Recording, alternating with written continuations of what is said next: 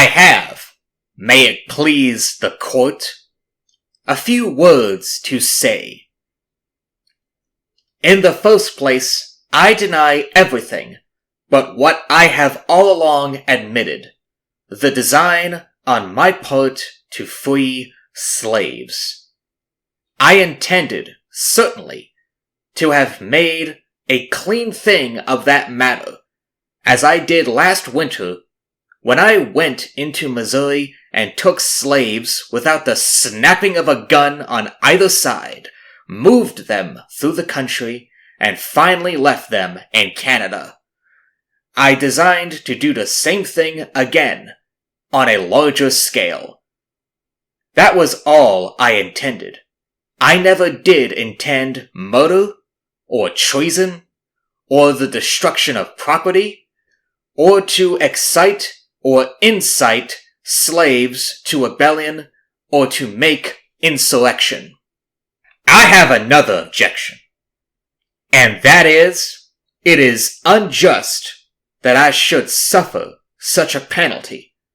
Had I interfered in the manner which I admit, and which I admit has been fairly proved, had I so interfered in behalf of the rich, the powerful, the intelligent, the so-called great, or in behalf of any of their friends, either father, mother, sister, wife, or children, or any of that class, and suffered and sacrificed what I have in this interference, it would have been all right, and every man in this court would have deemed it an act worthy of reward rather than punishment.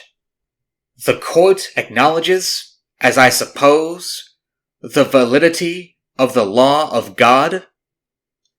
I see a book kissed here which I suppose to be the Bible, or at least the New Testament, that teaches me that all things whatsoever I would that men should do to me, I should do even so to them. It teaches me further to remember them that are in bonds, as bound with them. I endeavored to act up to that instruction. I say I am too young to understand that God is any respecter of persons. I believe that to have interfered as I have done, as I have always freely admitted I have done, in behalf of his despised poor, was not wrong, but right.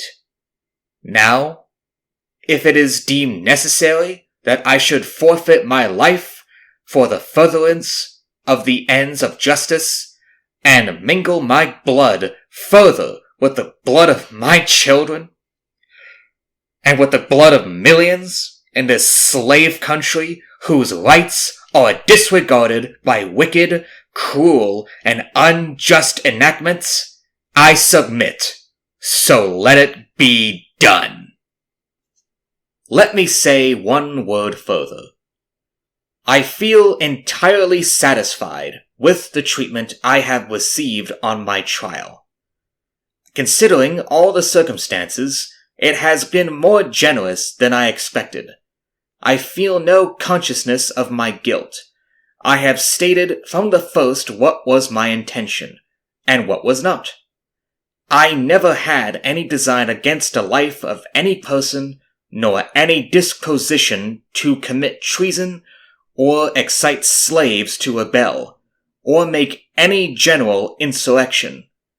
I never encouraged any man to do so, but always discouraged any idea of any kind. Let me say also a word in regard to the statements made by some to those connected with me. I hear it has been said by some of them that I have induced them to join me.